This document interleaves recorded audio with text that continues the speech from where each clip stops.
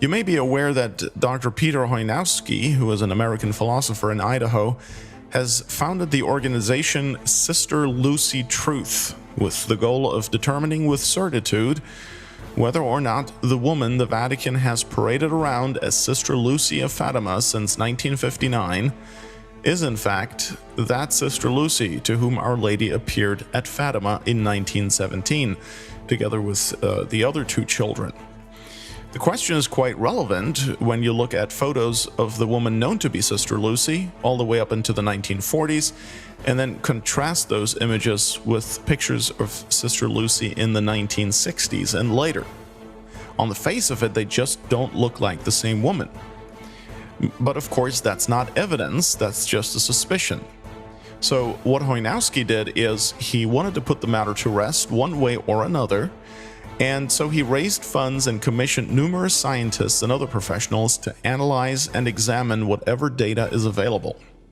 And so now we have facial analysis, dental analysis, handwriting analysis, forensic art, professional opinions from plastic surgeons, and so on. All of the evidence that has been collected so far, with the official scientific reports and professional assessments, all of that has been posted at a website at sisterlucyimposter.org. And that's sister spelled out and imposter with an ER ending. sisterlucyimposter.org. So far, the verdicts of all the reports have been unanimous. The two women in question are not the same person.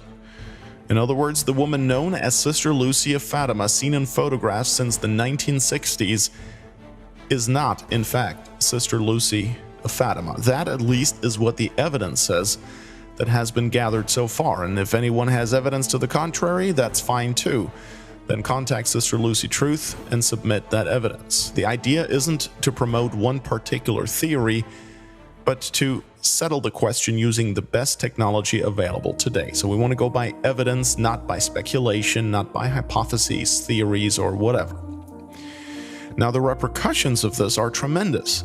It means that anything purportedly coming from Sister Lucy after basically Pope Pius XII probably didn't come from her, or at least it's highly doubtful that it did. Certainly, the woman who appeared in public as Sister Lucy was not her, but an impostor, according to the evidence collected. What happened to the real Sister Lucy? Well, that's a question that will be investigated separately. Interestingly enough, and tragically enough, none of the well-known Recognize and Resist organizations have shown any interest whatsoever in this investigation or the results. And here I mean the Fatima Center, the Remnant, Catholic Family News, the Society of St. Pius X, and so forth. Apparently they don't care. And yet this is an issue that has nothing to do with sedevacantism or theology at all. It's only about whether or not the Vatican used a woman to impersonate Sister Lucy. And surely that is kind of a big deal, wouldn't you say? Well, on May 14th of this year, Hoynowski posted on his Rad Trad Thomist blog that the term diabolical disorientation now has to be discarded because it actually came not from the real Sister Lucy, but from the impostor. That, of course, is very unwelcome news for the organizations I just named, since they've basically built a whole theology, a theology of resistance, on that foundation of diabolical disorientation, a term introduced by the supposed Sister Lucy in the 1960s. Diabolical disorientation is what they always bring up when their theology runs into contradiction with the traditional doctrine. So, for example, they can say that the ideas put forth by an ecumenical council are junk because diabolical disorientation. They can say that the saints canonized by a true pope may in fact not be saints at all because Diabolical disorientation. They can say that the new Mass of Paul VI is a defective rite of Mass, perhaps even invalid, because diabolical disorientation. And they can say that the Pope and with him the entire Church can adhere to a new and false religion because, you guessed it, Diabolical disorientation. Yeah, come to think of it, maybe I understand now why they'd rather not bother with that Sister Lucy imposter thing.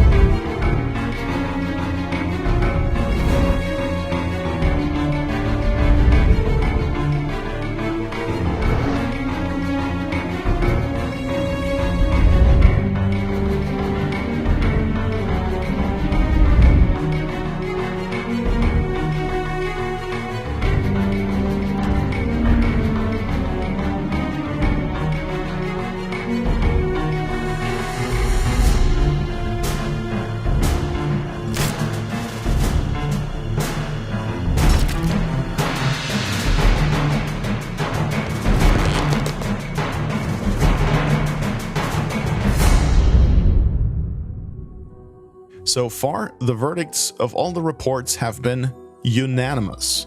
The two women in question are not the same person.